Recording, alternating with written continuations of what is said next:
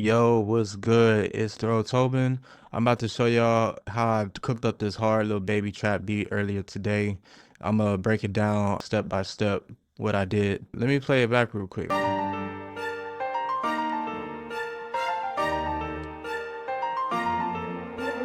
Tobin.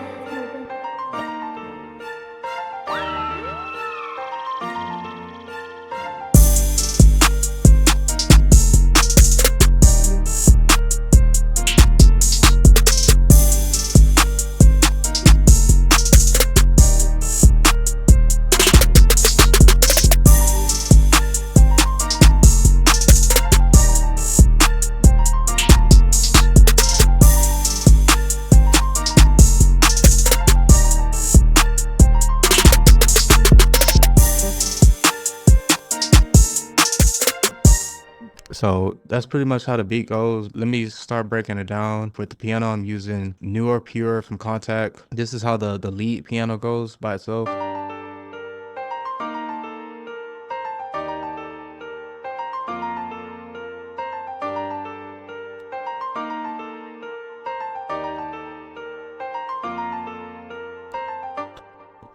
So this whole entire beat is made in G minor. So this is the bass line. So that's gonna determine the key of the whole beat.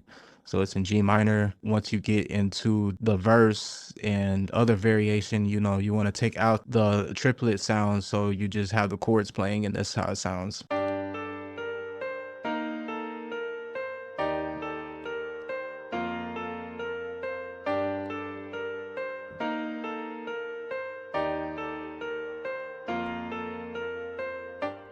And then for a secondary sound, I'm using the Spitfire Symphony Orchestral, and I'm using the shortened spiccato violin strings to give it that rich orchestral sound. And this is how it sounds by itself.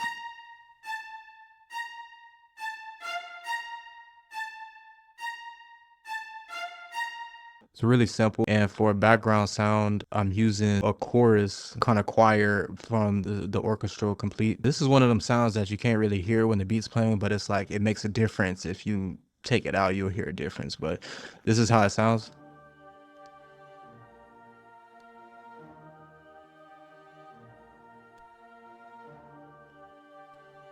Yeah, really simple. Kind of a background type of sound that's like in a deep end, low end sound. Like I'm using expand, some more spiccato strings to give it that low end sound, and this is how it sounds.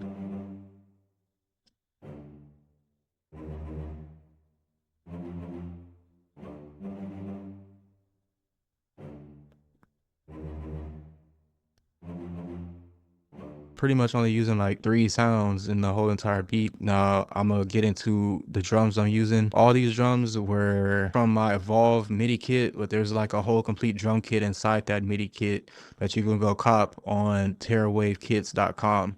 And if you use the coupon code SAVE20 now, you get 20% off your first order. This kick is actually, yeah, this is from my Immortal kit, but you can really use any kick. I'm gonna show y'all how to mix my beats to get it sounding the way it sounds right now. It's all clean. And notice how none of my knobs are moved. Like it's all at 100%, but I'm gonna show y'all how I mix. Like for the kick, real basic.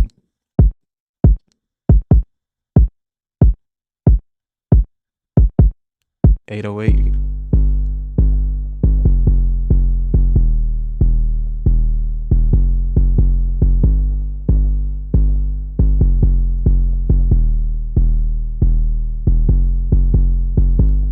Hi-hats,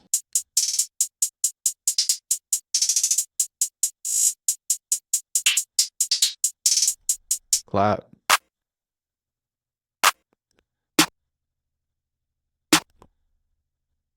crash sound, open hat,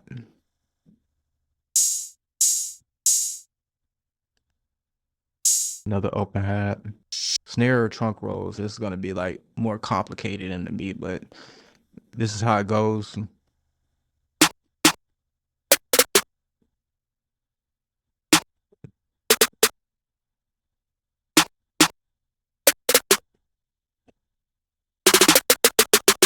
So that's pretty much all the sounds in the beat.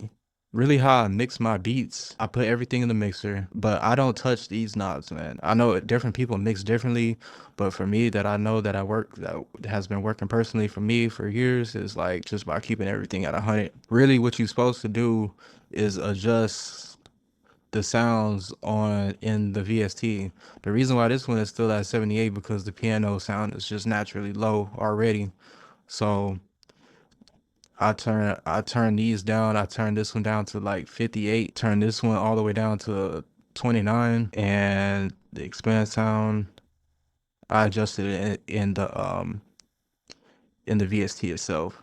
So you can see that I just really just turned the sounds down so the drums can pretty much go over the sounds, if that makes sense. Like your melody is not supposed to be louder than your drums. And what also helps that is putting EQs, limiters, and in the soft clipper on the master chain. So I just have a little simple parametric EQ on the high end right here. Just knob it up a little bit, the soft clipper and limiter. That's pretty much all you're gonna use. Nothing crazy, honestly.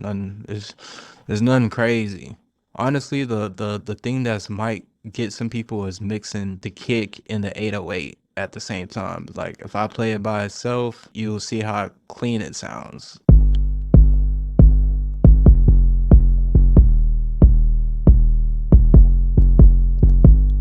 One thing y'all should keep in mind for kicks and 808s, the kick's supposed to go on top of the 808. You might have a powerful kick, but you might need to turn it down. Turn the high ends all the way down too. Like for my kicks, I always turn these down, and just so it gives it more like punch, to be honest. That it just seeps into the 808 more.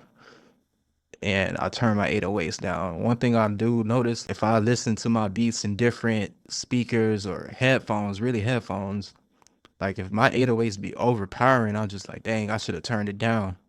Like, it might sound clean, but in certain headphones, it might be too overbearing to like really listen to because the 808s is just knocking. So it's okay to turn your 808s down. Trust me. You're not losing no bang by turning your 808s down. Trust and believe. So I turn my 808s down. Sometimes I turn it. Just depends on the beat. One thing you used to do is side chain kicks. Personally, I just put route to this track only. I don't even use side chain because to me it sounds differently. I side chain the kick to the 808. Don't side chain the 808 to the kick.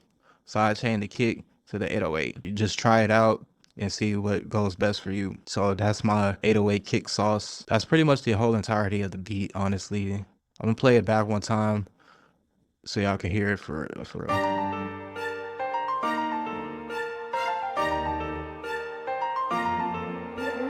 Tobin.